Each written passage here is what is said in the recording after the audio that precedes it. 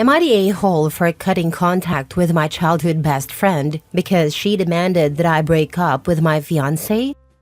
I, 21 female, cut contact with one of my closest childhood friends, married 21 female, a few weeks ago.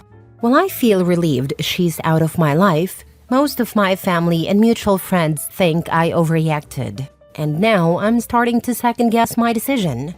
I'm going to include some background information here. Mary and I practically grew up as sisters.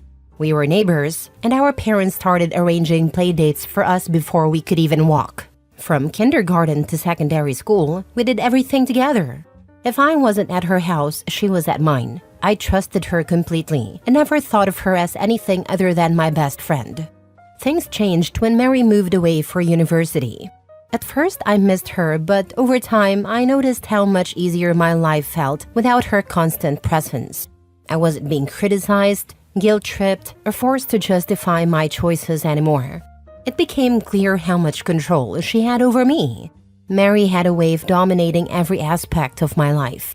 She dismissed my hobbies and pressured me to quit them, and if she didn't like one of my friends, I'd have to cut ties.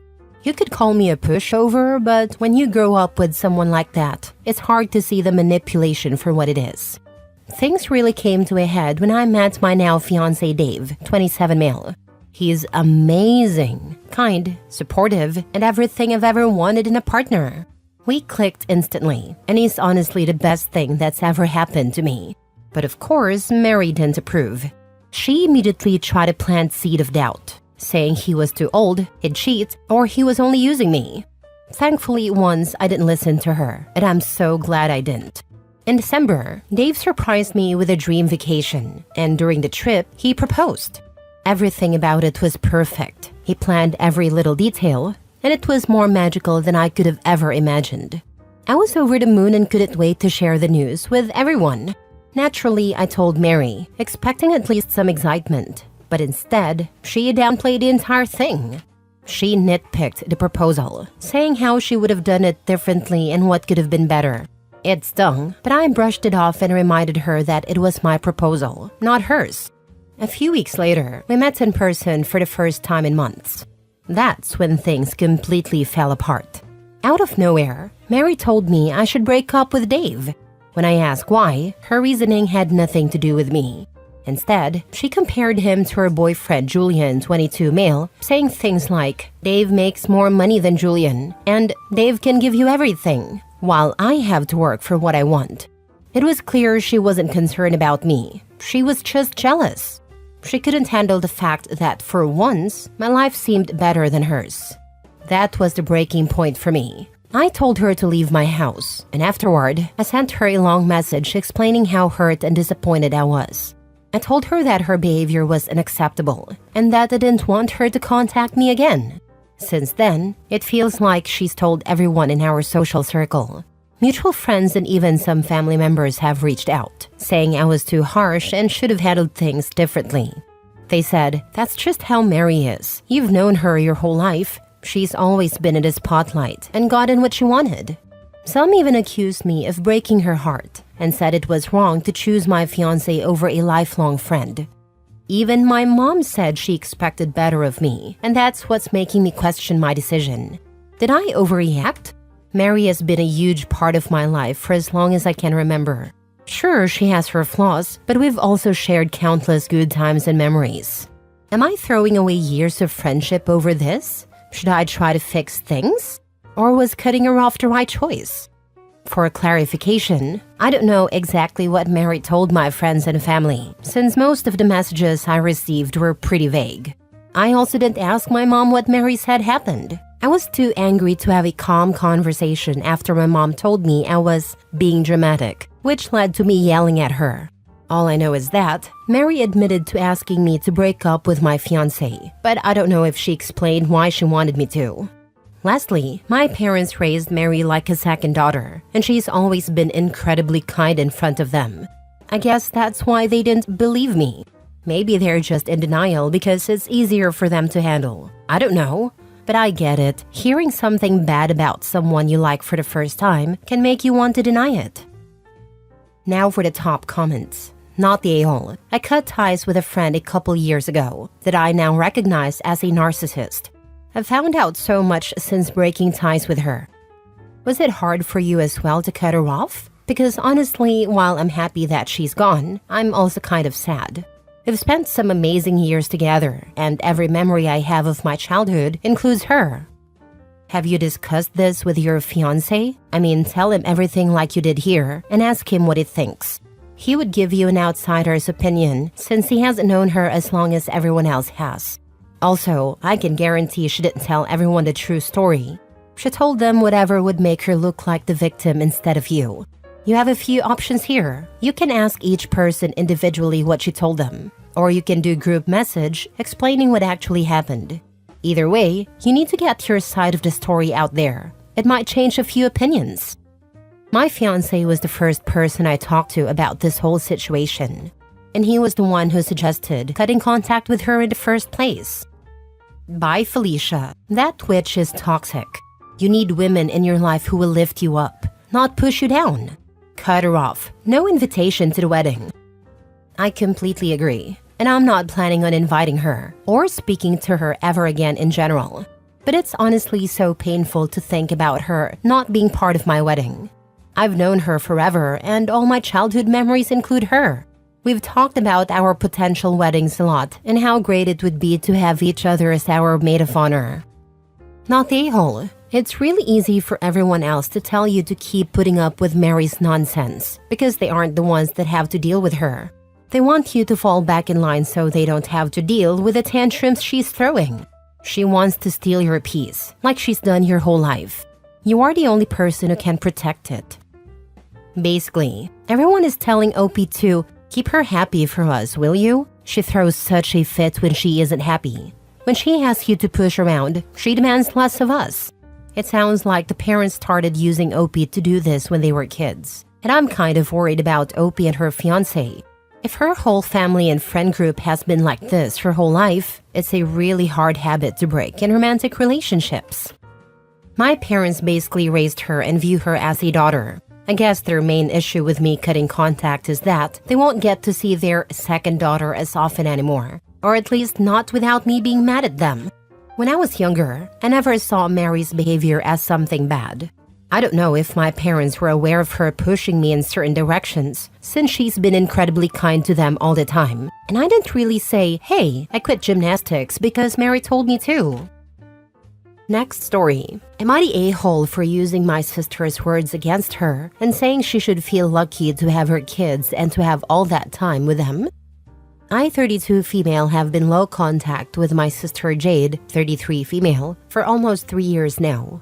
I have fertility issues and have been unable to conceive naturally or with fertility medication. When Jade was pregnant with her third child, I had just ended my time on a fertility medication. At that time, I was upset to be at the end of another option in my fertility journey. Jade sent me a text a couple of days after I finished and bluntly asked if I was pregnant yet. The text came out of nowhere, and the tone felt very harsh. But we had been close, so I tried to give her the benefit of the doubt and told her, unfortunately, no. But it wasn't the end.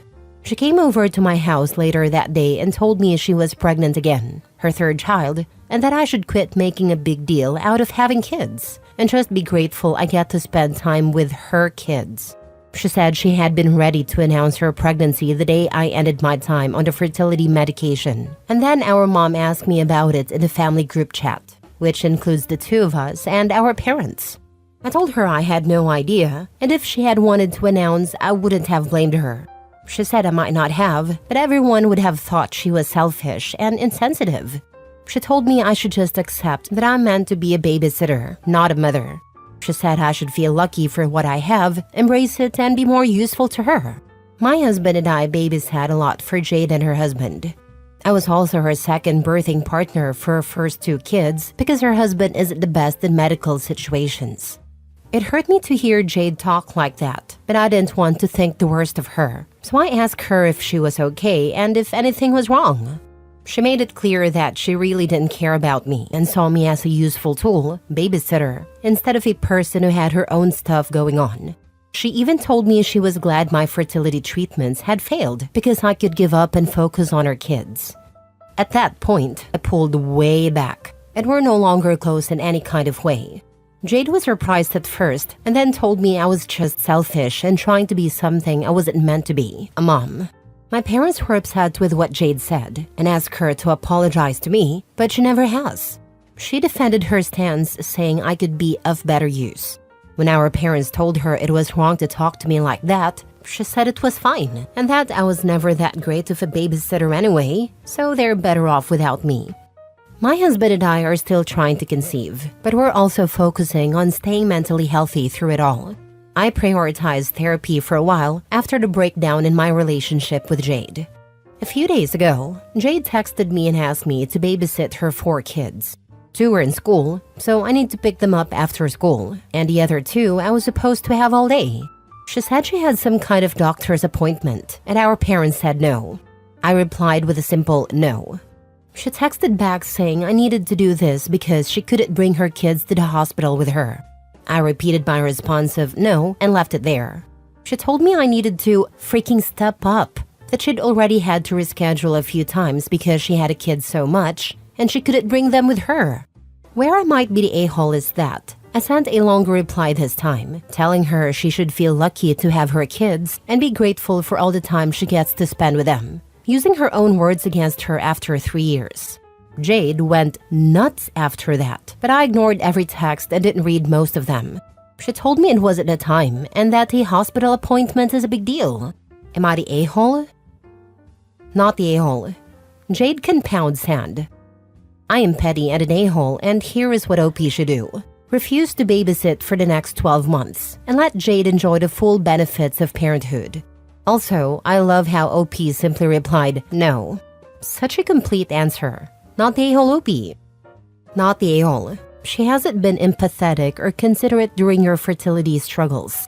She has belittled and insulted you, undermined you, yet still expects you to bend over backward for her when it comes to babysitting duties.